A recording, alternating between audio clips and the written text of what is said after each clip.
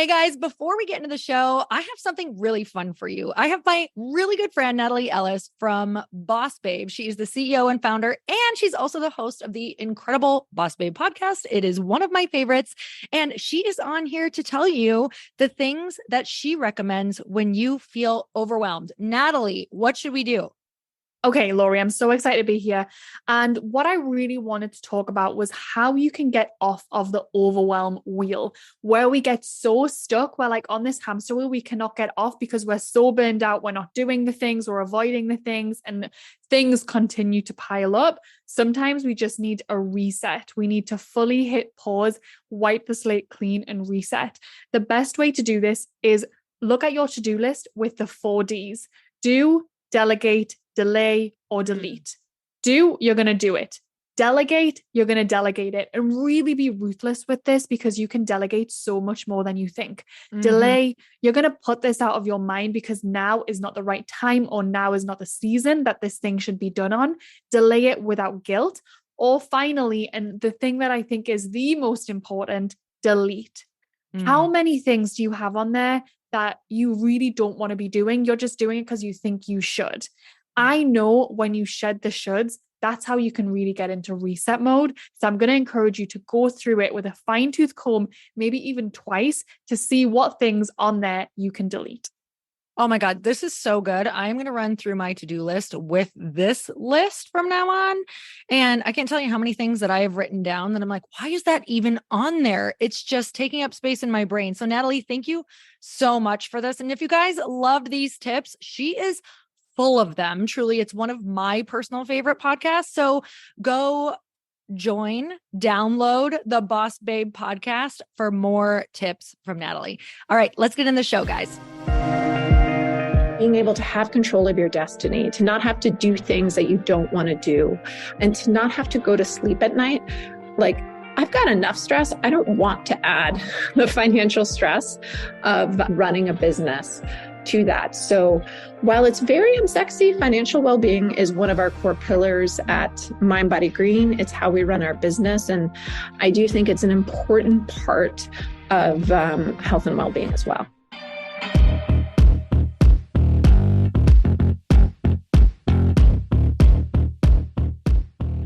Hey everyone, welcome back to the show. I have something for you. I want to gift you with a program that Chris and I created that we used to charge almost $1,000 for. It's a spot where Chris and I decided one day that we had to put everything that we have ever learned that has shifted us to reach the success that we had reached. And we wanted to put it all in one spot for you. And this program has been taken by thousands of people and tried and true. We have so many incredible testimonials out of it, you guys, and we're giving it away to you for free for a limited time. So all you have to do is go to becomealigned.com, and I'm going to gift that to you totally free, simply because I want to gift you for listening to the podcast for so many years. Or maybe you're new and you just get the benefits of getting it right away.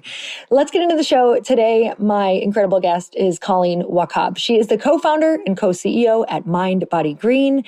You guys, she just wrote a book with her husband, Jason, called The Joy of Well-Being. It's been out for a little bit, and it is one of the greatest books on all of the things that she has learned about what it really takes to be able to live a life of wellness and joy.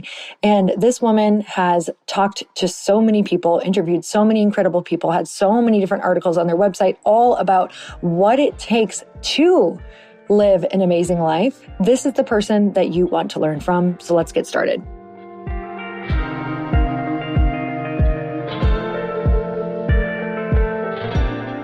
Colleen, I'm so excited to have you on the show. Thank you so much for coming on.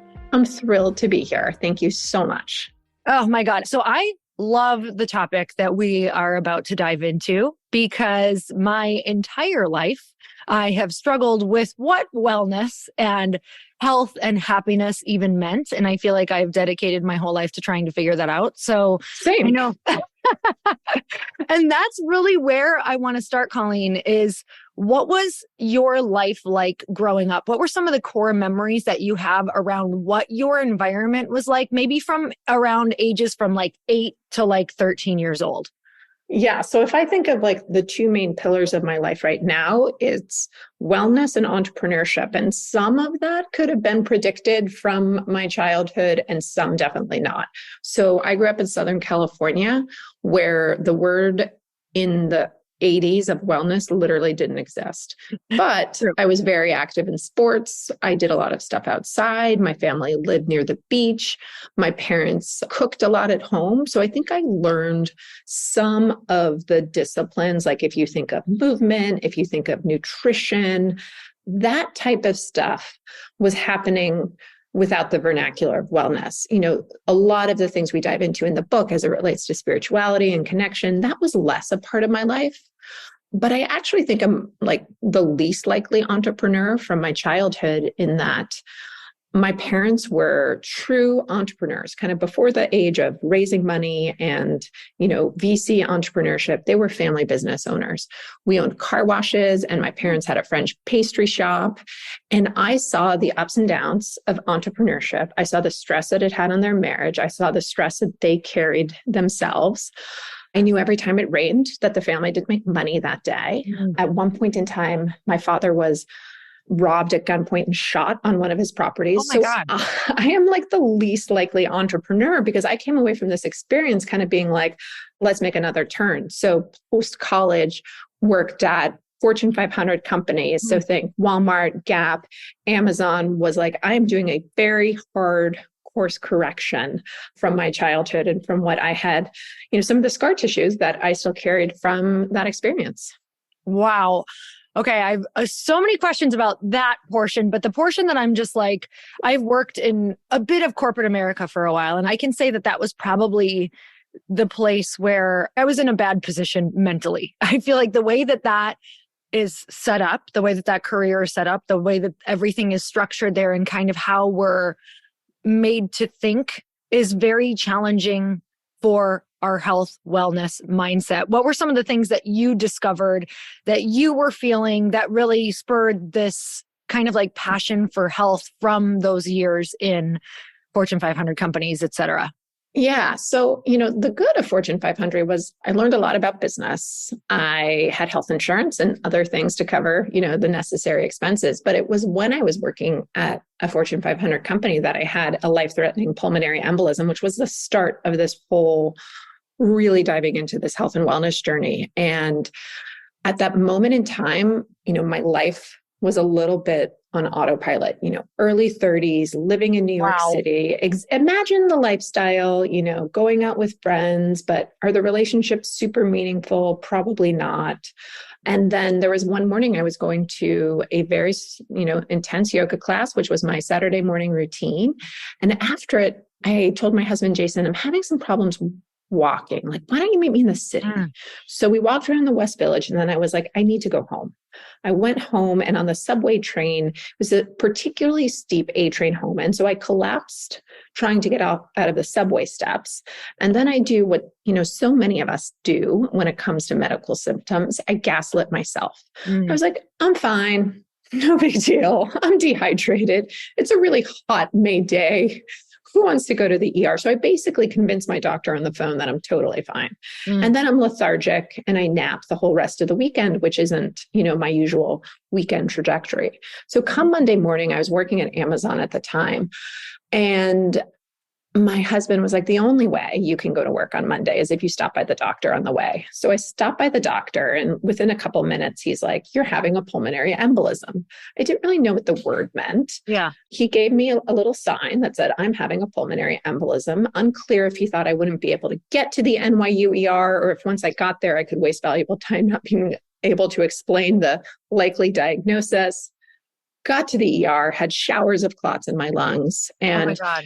You know, that was really like the cosmic kick in the butt moment that I had, because I had been so disconnected from my body that I wasn't listening to all these signs.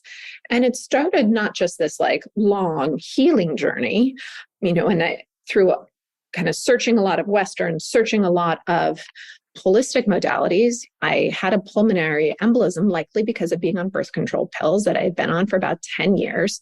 This was again over a decade ago, when this was a little bit less of the zeitgeist and known, wrote about the experience for Mind Body Green. The article went viral. I heard from men, women who had had sisters, daughters, cousins experience a pulmonary embolism, and a lot of times weren't so lucky. And through sharing this experience, I learned about the resilience of the human spirit and my own resilience. And it was really, sometimes you have to hit those complete, utter breakdown moments to be able to make change. And, my hope for everyone else is that they don't have to have such a cosmic kick in the butt from the universe to be able to kind of self-evaluate, is my life in line with my values? Is this the type of life I want to be leading to make change? Oh my goodness. Okay. So where were you mentally during that? Were you at first when you because that's a huge wake up call, obviously, like, okay, what started coming first? Was it like, ooh, I'm mentally not good and this is feeling connected to my health? Or was it like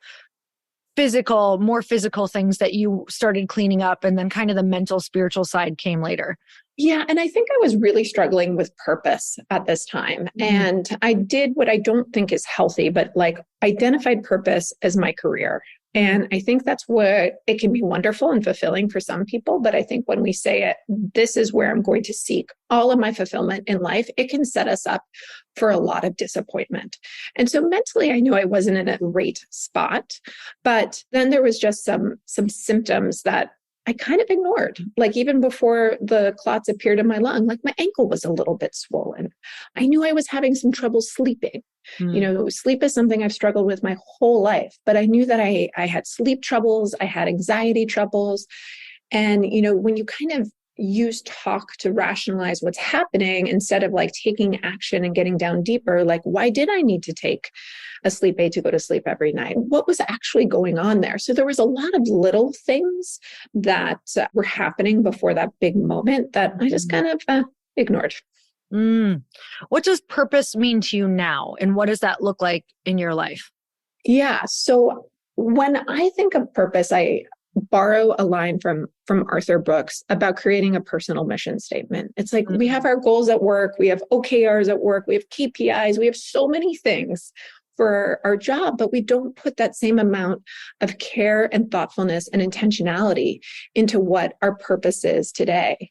And my purpose has changed so much over the past decades, right? When we started Mind Body Green, I was going through these health issues. A lot of it was, the roadmap to recovery and kind of an experimentation on this edge case that I was experiencing in this N of 1. And now when I fast forward, I think of, where I am right now as a mom of 2 girls, and I am frightened by the mental health crisis that is happening right now in the world. So now my purpose is very much geared towards helping raise well-adjusted humans, building a strong body and mind so that I can help support them in their next endeavors.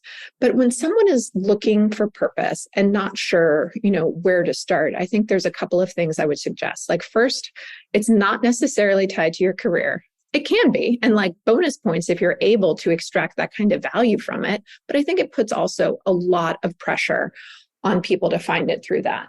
And then there's a series of questions that we walk people through in the Joy of Well-Being. If you're just like completely, I don't know where to start, but it's really thinking about what gets you out of bed in the morning. Is it about achieving, or is it about finding joy and helping others? And when I look back at that moment in time, I know that I was way too laser focused on kind of this hedonic treadmill of achievement rather than really cultivating a well-lived life. What feels like a higher calling? What parts of your life are devoted to caring for others? So I think if we put as much thought into our personal mission statements as we do our career goals, we can really start to cultivate and get this idea of what kind of life we want to live. Because when I think of what I'm doing now for my body and for my brain, sure, part of it is for the present, but part of it is when I look out 30, 40 years from now, when I'm likely not working as much as I am, but I want to be surrounded by friends, by family. If my daughters decide to have children, their families. But in order to have children that want to hang out with you, then you have to start cultivating those relationships now. To have the friendships you want down the road, you have to start cultivating those relationships now. So this whole idea of connection has been the most underrated, untalked about part of the health and well-being conversation. And, fast forward to 2023, when none of us are having enough meaningful IRL connection, this is, something I care deeply about. Okay. I kind of want to dive in deeper there, because that is one of my biggest passions is creating connections with people. What does that look like? Creating deeper relationships. Because when you don't see it modeled for you, it's very confusing, and things can get really messy. You can have these high expectations on people. First of all, let's back up and start with how much of wellness and just being a content on purpose person do you think connection with others has to do with it? I mean, I'll go to the science, which will tell you in recent studies that exercise lowers your risk by about 20%, and having a diet is more or less the same at around 30%. But remarkably, being in a good romantic relationship, having friends, being connected to your community can lower your mortality risk by 45%. Oh my God. So, it's kind of like whatever gets you there to that answer, the better. My husband has a favorite study of his that, he always loves to talk about, which is the Rosetto study, which is a small town in Pennsylvania in the 1950s and 60s, where the rate of heart attacks for people over 65 was half the nation, and men under 55, there was, essentially no cases of heart attacks. But they were doing all the things that go counterintuitive to wellness, right? They were smoking, they were drinking, they were eating lots of pasta and meatballs. So how does this all make sense? And it really boils down to these strong social connections, the intergenerational living, the parties, the parades, enjoying wine and food, but doing it with friends and family. So connection is, one of those lessons where we're not taught enough earlier in life, the importance of it. And I think it's going to have the most impact on ultimately our longevity. Oh my gosh. We have some friends who moved to Italy, and they are constantly out eating and drinking. And it is it's so culturally, we went and visited them a few times now, and it's like the cultural norm there, and they are the happiest. They look the best they've ever looked. They're in the best shape they've ever been in. And they're like, we're never going back, because they understand how closely health is associated with community. And it's like, I love tuning in to watching their lives, because it is really, really incredible how that is at the forefront of everything they do. And they believe that when they're eating, to enjoy your food with people, and it doesn't have the same effect than when you're alone. And it's crazy when you actually see it in someone's life when you've known these people for so long. I get it, and I feel that even we were talking right before about my recent move to Miami. And there's something about being in a new city where you have to put yourselves in situations that, maybe I got a little bit too lazy after being in New York for 13 years, where I'm now in this new city with lots of people, and this is the community that's going to be mine for the next 15 years. So I've had to do things that are uncomfortable, be the first woman to text and be like, hey, do you want to hang out? Being a little bit more aggressive on friendships than I probably have been for the first 13 years.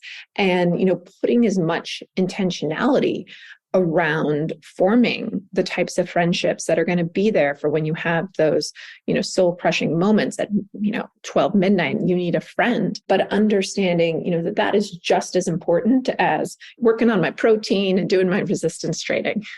Okay, last question around that, because I know you're somebody who absolutely, you wrote this book on well-being, so you feel it in everything, spirituality, energy of people, all of the things. So if there's somebody who's listening and they're like, well, I have lots of friends, but they're not the type of people like where I want to go, they're not necessarily matching that. What is something that you would recommend to start these relationships that really do help us stay even more healthy with that 45%, rather than the people who you're like, no, if I keep hanging out with these people, I'm going to die early?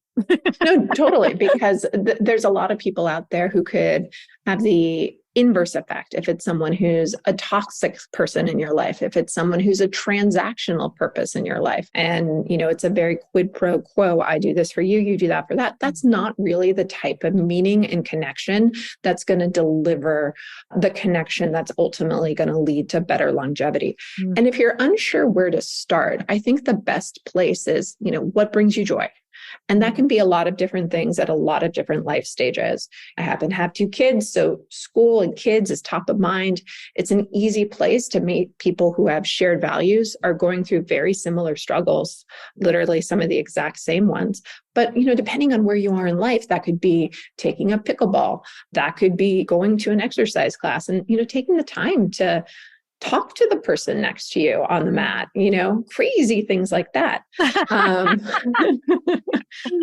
I do think it all comes down to intentionality, and that you have to make it a priority. And whether that means calendaring it in, whether that means giving yourself a goal. I mean, I respond to kind of the same metrics, that we do and, how you run a company of like, okay, I want to go out with, 4 new women this month. I want to, connect with 4 great friends. I want to make sure that I keep in touch with, certain friends from college. But I think if you don't have that intention, it's just not going to happen.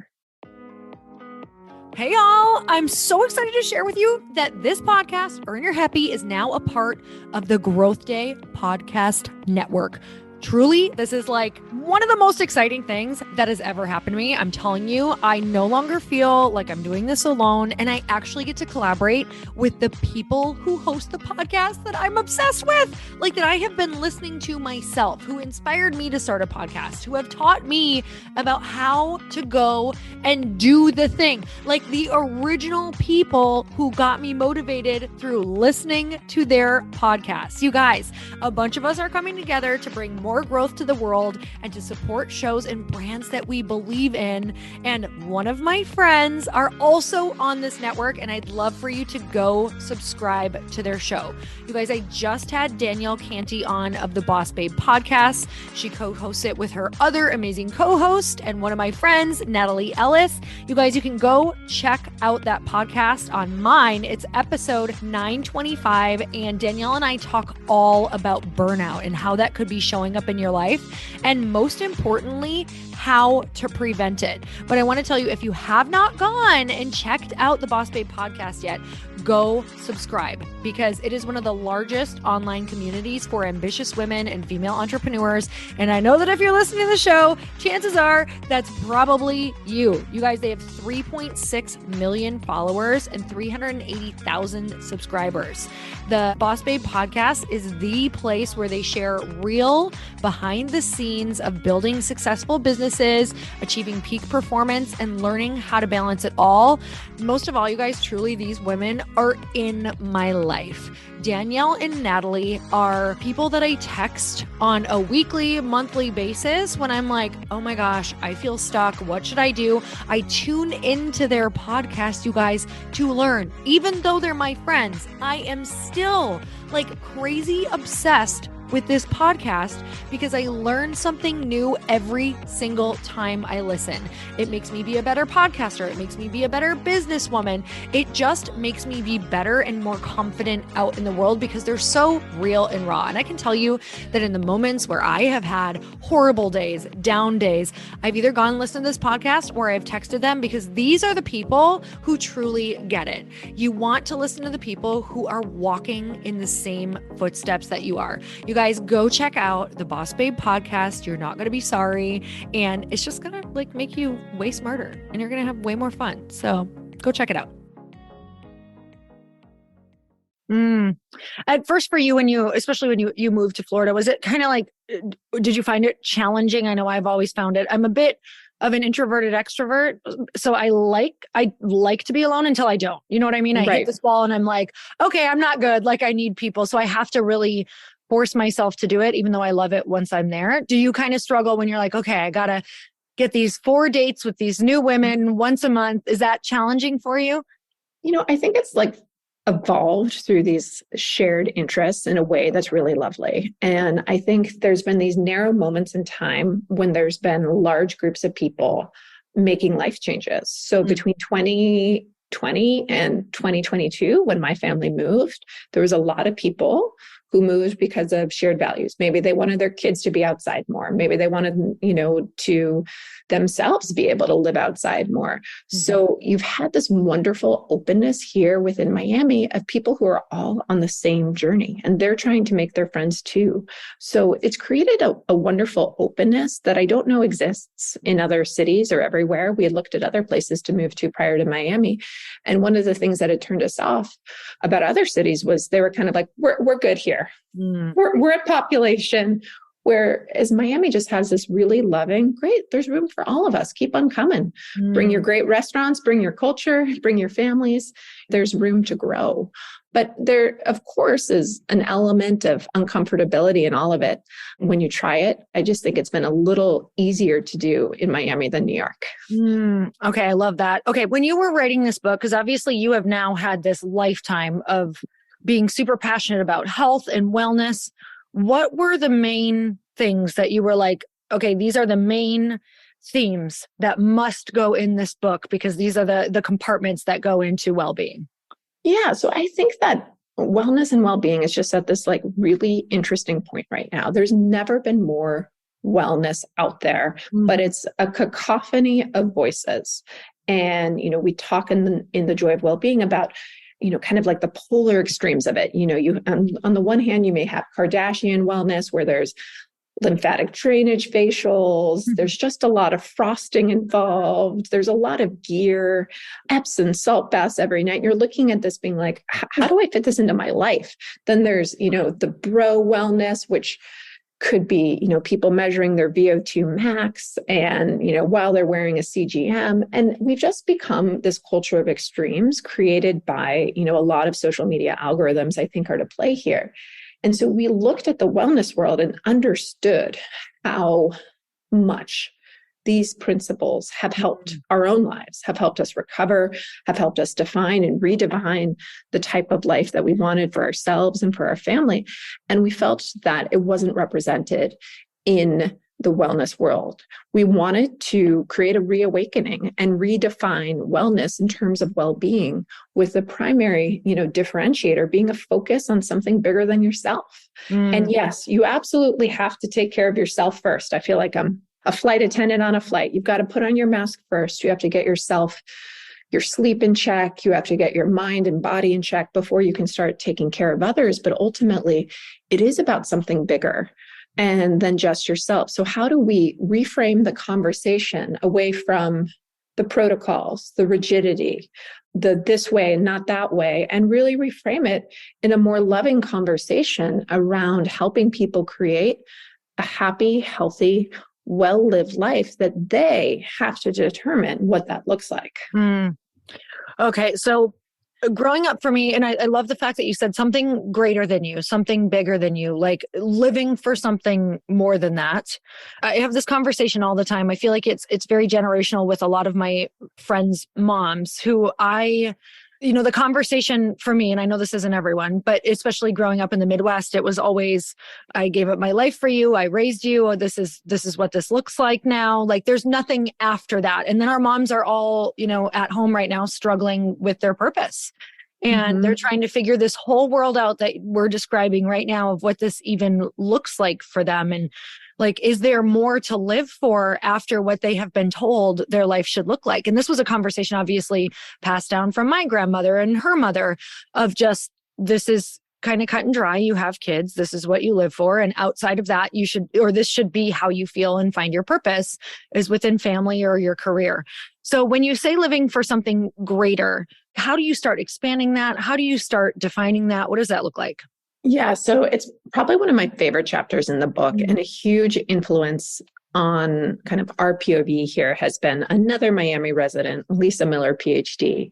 And she has drawn this wonderful kind of connection between spirituality and purpose, but it's spirituality so broadly defined. So a capacity for transcendent awareness, a transcendent relationship. And there are so many ways that one can tap into this deeper meaning and connection. It can be prayer. It can be a walk in the woods. It can be nature. It can be volunteering. It can be, really anything that brings you closer to what you feel are the universal truths and experiences that we all share. While also acknowledging like this is going to change throughout the decades, throughout life. My purpose now is so different than my purpose 10, 20 years ago. And there's one rule that we have, that we don't want to be rigid about anything aside from being flexible. So like our points of view, our purpose, the science, it's all going to evolve. And I think we have to be warm and inviting and open to it, and also have, a curiosity to help get us back on track, to check in with ourselves when our kids leave our home and now we're left in a position to reassess, what is truly matters after this chapter of my life, and how I think about the next few decades. And I think it's an exercise that you can start now. I mean, when I think of, even on a personal level, of I've changed the way I exercise. I used to do a ton of Pilates, a ton of yoga, which are still part of what I do. But after I read this extraordinarily scary statistic about that usually does it. That usually does it. If you're over 65, there's a 25% chance that you fall. And if you do fall, studies show that your chances of falling again double. And if you fall and break your hip, then there's a 30 to 40% chance that you die within a year. And it's not from the fall that you die, it's from everything else that can happen. It's from the infection, it's from the hospital stay, it's from the depression of, perhaps not being mobile. And we put that statistic on Mind Body Green. And wow, we ruined a lot of people's Fridays. But it's one of those moments where I started thinking about what's the type of life I want, 30, 40, 50 years from now. And if I want to be able to, my kids decide to have kids, hold their kids, if I want to be playing pickleball at 90, I have to start building that armor today so that I can have the type of agility in my body and strength in my body to protect myself in my later years. Oh my God. I'm having conversations I never thought I would have right now. Like with my other friend, we've been friends for a long time. And she's like, was talking about muscle loss after a certain age, and you can't really build it up after a certain age. So now is kind of our time that if we want to build 100%. It up and maintain it. I was like, oh my God, I never thought I'd have these conversations, but it's true. It's the moment you realize you're like, oh, I'm going to get older no matter what. And the most important thing for, just like you said, health, connection, mental health is truly, can you move your body? Are you in community?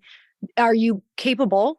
Are you going to be able to lift things and be strong? Like everything that you said is now my health priorities compared to what they used to be, which is very, very different.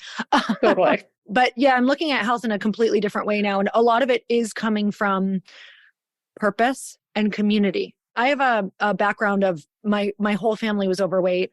I'm from a really small town in Upper Michigan. I was told my whole life I'd be overweight, in that it was our genetics. And so from birth to 18 years old, while I was under that roof, environment had the strongest factor in my life. I would always try to go on diets. I started working out, but I couldn't quite get past my environment because it was dinner, first helping, second helping, third helping, then snacks all night long. And it was not an active lifestyle. We would watch movies. We would, sit on the couch. I didn't want to play because the food was adding to lethargy, all of these different things. So for me, I spent over a decade learning about just food, fitness, all of those things. And it really helped, but I didn't quite change my environment until later, meaning like get myself into these communities around these really, really healthy people. And also noticing the role that purpose and fulfillment has that you talk about. So when somebody right now is maybe in a place where they're really focused, maybe they're really focused on that health journey of food and of fitness and of moving differently, what are the really big factors that you also think they need to look at into each week or every single day? Yeah, I mean, I think one of the biggest pillars for me is sleep. And sleep is something that affects so many people right now. 33% of Americans have some sort of sleep disorder. The most common one is insomnia. And sleep is one of those things that creates Fortunately, when everything's going right, the wellness wave, that says, when you start to get the small momentum in your life, it begets more momentum. And if you get a good night's sleep, hey, the rest of your day usually kind of goes according to plan. Yeah. Unfortunately, the inverse of that is true, which is the sleep pile or the wellness pile up, which is when one thing goes wrong, it's harder to get the rest of your life on track. And I have a very personal, long history with sleep. I remember at my first job in my early 20s, I was supposed to give a presentation in front of senior executive, which was going to determine my job placement. And I built this thing up in my mind to a place that it was so important that I didn't sleep for 3 nights, ended up in the hospital where they gave me a Xanax, which helped me sleep, but did not really solve, kind of the underlying issues. And obviously there was a lot to address there from like childhood and all sorts of things, but also just basic, sleep etiquette. And at this point in time, I was doing a lot of drinking at night, and I have the type of constitution that's super sensitive to this disruptive effect of alcohol on my body and my sleep rhythms. So this has been a lifelong journey. But why I always start with sleep is if your diet goes off track for 5 days, even a month, you're going to be okay. You miss the gym for a month, you're going to be okay. If you don't sleep for 3 or 5 days, you will not be okay. You will likely be in a hospital. And I just think it gives a clarity to life that's so, so important. So, now I'm thoughtful about my sleep, but also to a way that stressing over your sleep can actually create more sleep anxiety. There's been an interesting study that showed that even just having an alarm clock within your room can create more sleep anxiety. So if you're the type of person that wakes up in the middle of the night and you're like, oh God, it's 1 a.m. and I'm still awake, that's going to affect negatively your sleep patterns. So you really have to understand like what your body needs. And then there are some fundamentals that work for most people, like having a cool room. I keep mine at 65 degrees, 67, pretty cool. I'm very thoughtful about my caffeine curfew. So if most people say stop at 3, my body needs to stop closer to like 10:30, 11. I can't be having caffeine, but then also doing it in a way that doesn't suck the joy out of your life. Probably every sleep expert in the world will say, don't watch TV in bed, but I do, because it brings me a lot of joy, and that's not going to have the biggest impact on my sleep. It's, being thoughtful about my boundaries with social media, my boundaries with work, because that's the things that will keep my mind going in a way where I can't get to sleep. I'm sleep obsessed because I am that person who falls under 8 hours and I feel it the next day. I feel like my personality changes. I'm much more short-tempered. I find it harder to like find joy in things. So I am like, this is a non-negotiable for me, making sure that I sleep. I love hearing that you keep your room at 65 degrees because my husband yells at me when I put it under 69 degrees. And I'm like, I swear to God, I need it cooler. And he's like, who needs it that cool? I do. Okay, good. I'm going to use this against him. Exactly. Say, this wellness expert said this was normal. Totally. Oh, okay. What is something that you wish more people would ask themselves, or you wish more people knew about wellness? I think there's like so many easy entry points to start. And I think the knocks on wellness is time, money, and resources. And what we really wanted to distill in the joy of well-being is the time-tested practices that actually work, that can be integrated and not added into your life, and that bring you joy. And so I think there's an outsized focus on what I would call the frosting of wellness, and not enough of a focus on actually baking the cake and the fundamental practices. So when someone is, again, not sure where to start, like I would point them to the first chapter on breath, which, why did we start there? Because you breathe 17,000 to 30,000 times a day. And most of us are doing it all wrong. I was a mouth breather for most of my life. And breathing through your mouth not only hurts immune function and other critical functions, but it also can exacerbate anxiety because you are giving life to the fight or flight reaction part of your body. So learning how to nostril breathe is something that's super important. You can start when you're driving in your car. You can start when you're having a conversation with someone. And like for me personally, as someone who maybe prone to interrupting people. Breathing through your nose makes you calm down, be a better listener, listen to other points of view in a way that maybe I wouldn't if I wasn't breathing through my mouth.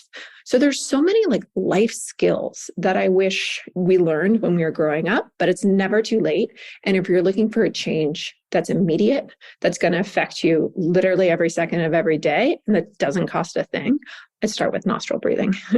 Wow, that is so interesting. I was just doing it while you were talking, and it is it's definitely, it took me some thought there because I must be a mouth breather. Yeah. If you're unsure, have your husband record you when you sleep. And if you hear some snoring, you could be a mouth breather. It's probably me. Okay. What are you personally working on right now? Because I know this journey, it is never ending. It's always like something is revealing itself to you. So what is being revealed to you right now, and how is it revealing itself of what you want to focus on?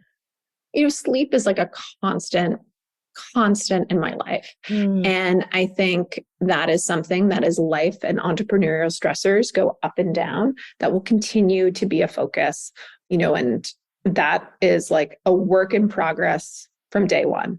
I'm also still in community building mode. Like, we're about to have our year anniversary here. And that's super exciting that we now have a community of people and are cultivating that, but it will definitely be a work in progress. And then just as a human, I know I take things too personally, and that not everyone's going to like me.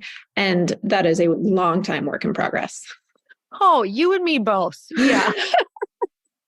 That one will probably haunt me the rest of my life, but little by little we learn, and community too. Good job on being there a year and getting as much done as you are. But you had mentioned pickleball, and I swear, like, all of my friends who seem extremely happy right now have pickleball in common. I'm not even kidding. Like, my neighbor just was like, "You got to come play pickleball with me."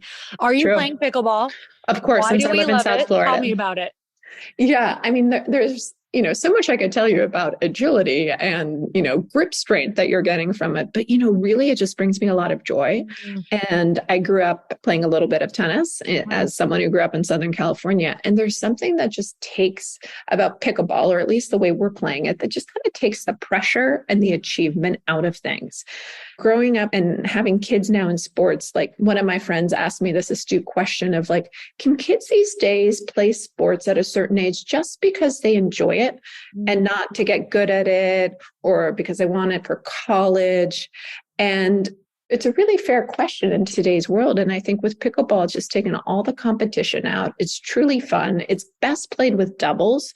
So you have that like built-in community. And I'm all for habit stacking, and any activity, whether it's playing pickleball or whether it's going to the beach with my family, where you literally cannot be on your phone, which we know is not good for us in any capacity, is just further bringing joy and peace to your life.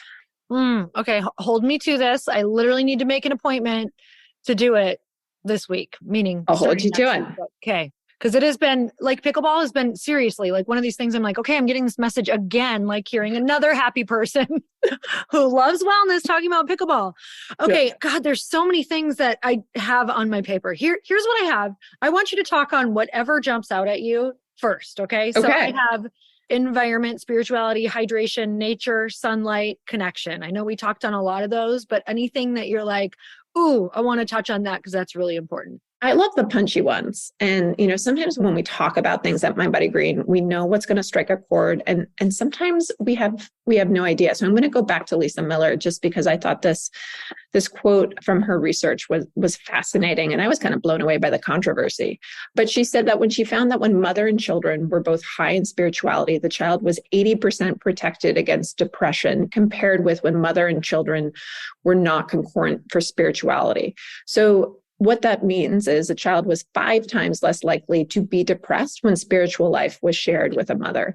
So, sometimes it's easier for me to kind of make those investments in spirituality when it's not just about myself, when it's about my daughters and about, the greater world. But I think we're at an interesting turning point where we have less organized religion. And so in some ways you have people turning to their wellness tribes, whether it be their CrossFit tribe or whatever it may be. There's so many of them out there, but people are really searching for this meaning. And I wish, that there was more education around it, more focus around it, and more time given for both people and children to help find what that something bigger is in their life. Because when I look at the absolutely frightening mental health statistics, this is what keeps me up at night, and how we not only engage those muscles in our own lives, but help young girls build them in their own. Oh, man, that hits home and that hits hard. I was just having this conversation with my husband because I'd posted something about whatever you believe. It doesn't matter, universe, God, whatever it is. I used the word God, and somebody wrote underneath the post, they were like, people who believe in God have no critical thinking skills. And I just took a moment and I was like, okay, interesting. And I just felt like, wow, it doesn't matter if you believe in God or just something bigger. I had this conversation with my husband that I actually can't imagine not having a belief in something bigger, because I would feel so disconnected, let alone disconnected in my community. But it really is a theme for me in my life that I find it fascinating that I really, when you talk to friends or anyone going through anything, the first thing they do, even if they're not religious people, is like, could you pray for me? Or could you, something like that where you want to connect in community. So for you, what are some practices? Let's just say they have no idea about spirituality, or they're coming from a religious background. What does that even mean? Like, what does it look like to start creating a connection with something bigger than you? I mean, I think it's about getting back to that question of what brings you joy, what lights something inside of you, and how are you serving others? So spirituality could mean, volunteering. It could mean spending time in nature. It could mean helping and serving others. There's such a broad way that we can connect with it beyond religion in the organized way. And if it's religion that, speaks to your soul, fantastic. If it's, so many other types of spirituality out there, but it's really, the core is that you are connecting with something bigger in a transcendent way. Yes. Okay. I love this. All right. What in the book do you want people to know? Like, who is this book for? Who should be reading this book? Yeah. So when I think of, I had that life-threatening pulmonary embolism and went on this zigzag journey, which I describe as like a game of Marco Polo, where you're trying to tune into yourself. You're trying to figure out what type of life I should be living. This was the roadmap that I wish I had over 10 years ago when I was on this, where instead of visiting everyone in New York City, and this was when New York City was the epicenter of the well-being world, and I saw everyone in Western, I saw everyone on the holistic side. I saw some good, I saw some bad. And this is the roadmap that I wish I had to get me that ROI. But all that said, I wish that we didn't have to wait until we needed that cosmic kick in the butt from the universe. I think we need to be a little bit more self-critical and ask ourselves, is this a life I want to be living? How do I know when it's time to change my life? And ask ourselves these questions. Think about our personal mission statement and our reason in the same way that we think about our objectives at work and our mission at work, and apply that to, the most important relationship that we have, which is with ourselves, so that we can do the really hard work, which is defining what is a well-lived life. What does a rich, well-being life look like? Because it's going to look different for me than it is for you. And that's the hard work that only we can define in terms of ensuring that we have a life that cultivates these rich, joyful experiences and enables us to live a long, healthy, happy life that's full of what we like to say, joy span, not just health span, not just lifespan, but full of truly joyous memories that speak to the soul. What is your best health and business advice? It doesn't have to be of all time. Maybe it's just ringing really true for you right now. Yeah. I mean, I go back to financial well-being, which is the most unsexy answer you could ever ask for, but it's kind of such an important part of our personal story as a couple. Mindbodygreen didn't make money for like over 3 years. And I was very employable. I had worked at Gap, Walmart, Amazon. So it was really easy for me to get a job and support our family. And we would set these goals of, okay, in 3 months, we'll look at what the numbers are in 6 months. And the numbers were never there from a financial standpoint, but maybe there were other metrics that were showing momentum, like traffic growth. And very early in our marriage, we had to, seek therapy to align our perspectives on financial well-being and the risks we were willing to take and what that meant to us as a couple. Now, fast forward, 10 years later, it's how we run the company. There was an age in which there was a lot of capital and, businesses were unprofitable, and that wasn't okay then. And it's definitely not okay now in 2023 in the macro environment that we live in. But I think being able to have control of your destiny, to not have to do things that you don't want to do, and to not have to go to sleep at night, like, I've got enough stress. I don't want to add the financial stress of running a business to that. So while it's very unsexy, financial well-being is one of our core pillars at mindbodygreen. It's how we run our business. And I do think it's an important part of health and well-being as well. Oh, I love that you answered that, because that is such a pillar for my husband and I, because let me tell you, when we weren't financially fit, there is nothing for your health journey or joy to stand on, because it takes all your bandwidth, your bandwidth. So, and it's not where you want to put your mind share. No, not at all. And it's where it will go if you don't have it. So, and you won't get sleep. Let me tell you that too. That is true. I concur.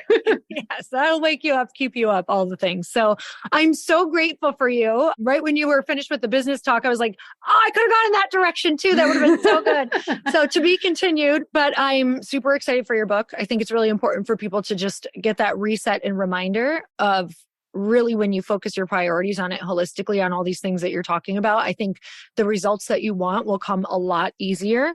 So I love that you wrote this book. And where can we find it? Follow you, all the fun stuff.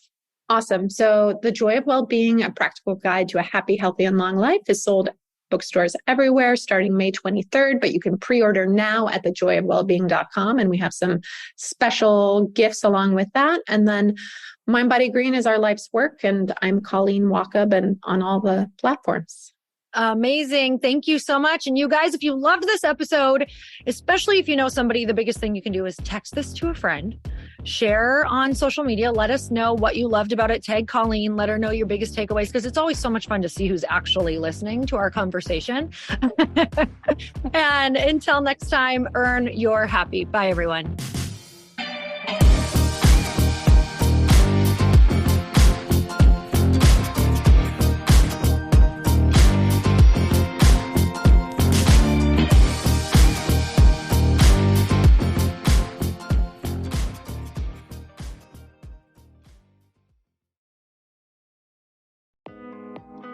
Hey, thanks for listening to the podcast. And I want to make sure that you have my phone number, and I'm not kidding. Did you know that I have a community text number? For real. My phone number is 310-496-8363. This goes directly to my phone. All you have to do is text the word daily to 310-496-8363. And I literally text you every single day, Monday through Friday. I actually just got done 30 seconds ago texting a bunch of people back, and I talk to you all of the time. You guys, people always ask me how I got my community text number and how it works. Well, all you have to do is you can just go to community.com and get your own. Community makes it easy to get a phone number that you can use to build your audience using text. People just text you at your number and they're added to your group. Then you can text them out audios, video links, anything you want. You guys, I text out happy birthday videos. I love to send podcast links, thoughts about life, book recommendations, different events that I'm doing in the local area. Texting gets me out of the noise of social media and directly into your hand. And now you can start texting your people too. Just go to community.com to get your phone number. They give you a 10-digit real phone number, not those weird short codes that look like spam, but it's more than a phone phone number. Your new number comes with an inbox for SMS and texting. This means you can actually manage your text list from your computer and an app on your phone. You can schedule texts to send at certain times and to certain groups. You can even set up auto replies or let your assistant or customer service team answer your text messages via Community's awesome dashboard. Just go to community.com and ask for a free demo. They'll show you how it works and get you your number. It's time to start texting your audience versus just posting on social media. Everyone uses Community for that. So go check them out at community.com. I can tell you it's not just great for communicating with my audience, but Chris and I use Community and our texts to also sell out our launches. I'm telling you, you get such an incredible response because you really are creating a true, deep sense of community. And it's so intimate. It's freaking amazing. Go check it out at community.com.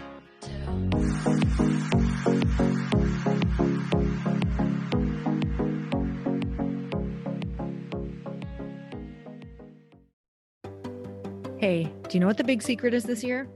And it shouldn't be a secret because this should be your biggest focus. It is building your community. I am always working on building and nurturing my community, and everyone is talking about the power of community. Without an online community, you just cannot grow organically or create a real movement, which is what I know that we're all after. And you can build trust or monetize your audience. When you get community right, not only does your audience grow faster, but so do your sales. But where's everybody going to be managing their communities these days? And a lot of online entrepreneurs and thought leaders are turning to Circle.so. Circle is an all-in-one community platform. It lets you host content and create discussions, live streams, group chats, and memberships all under your own brand. And what's so cool about Circle.so is that you don't even need a website or Facebook group. Instead, Circle lets you build your own community site where you can host content and manage your members. You can even create locked and unlocked content spaces, groups, and classes. How freaking cool is that? You can put your content behind a paywall too, and you can charge different amounts of money for different spaces on your community site. Circle.so is famously easy to use, and it has a free 14-day trial for you, so you can go check it out, see if you like it, see if you love all the options. Just go to Circle.so. Go check it out right now, you guys. Imagine being able to manage your community, start group chats and live classes, and accept payments all in one place. Kind of mind-blowing since this is usually spread all over the place. You have to log into so many different things. If this is the year to capture, organize, and monetize your community, head over to Circle.so. You can get a free trial and start building your online community right now. Just go to Circle.so. You guys, you get the 14-day free trial. So just go and see if it's for you. It's going to streamline everything and make your life so much easier. It's so freaking cool.